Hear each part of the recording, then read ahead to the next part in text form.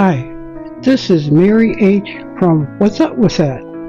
This is another podcast for family reflections, the good, the bad, and the ugly. Thank you. My sister Harriet is 2 years older than me. She is a very girly girl, whereas I was a tomboy. Before I was 7, I hardly paid any attention to her. I was busy playing sports and following my brother Bill. In elementary school, some of her classmates asked me where my sister Harriet was because she had missed class for several days. One would think that the 6 of us would walk to school together, but we didn't.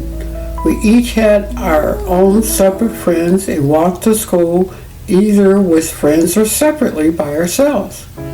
At any rate, I started noticing things about my sister. She did not eat or sleep with us. I got nosy and decided to search for her in the middle of the night. I quietly went up to the attic. It was locked, but I knew how to open it. She was in the attic, cold and hungry. I asked her why. She didn't answer, nor could I get her to leave. So I brought her some food, a blanket, and more clothing. I asked my parents why and was banned from going up to the attic. The following is part of the story of my sister that hasn't been told before. My parents, mostly my mom, had starved and beat my sister for months. Harriet finally opened up to me because I kept helping her even after my parents threatened to lock me up. I finally went to the principal's office and told them the story. They called the police. I don't know what happened behind the scenes between the police and the school official, but with Harriet missing so many days at school, and now she looked like a scarecrow, and she had a broken collarbone from being thrown down the steps of the attic. The authorities decided to believe Harriet and me. I testified at a private court hearing.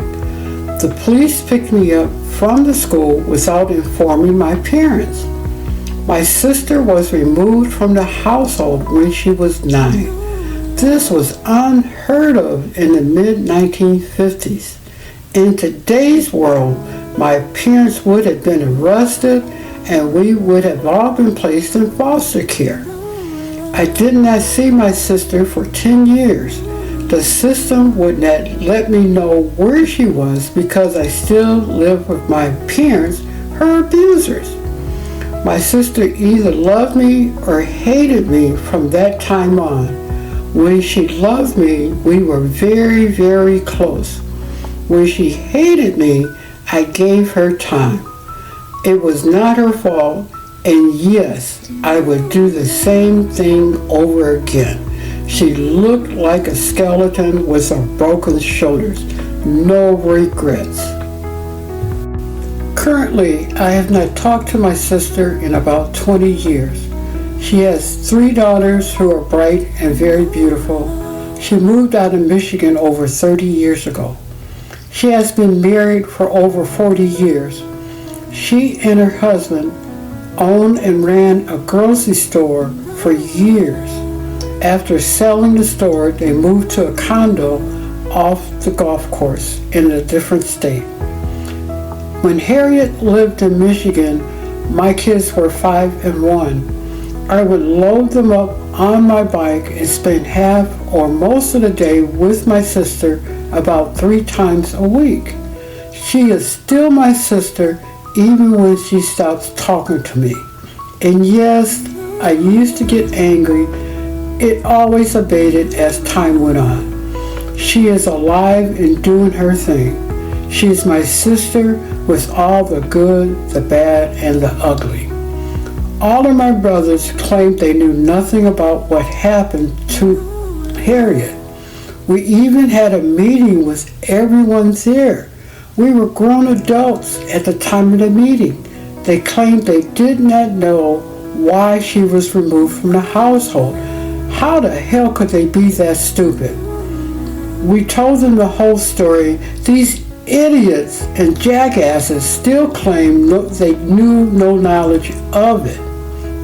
I have always claimed that all of my brothers were stupid, and they proved it.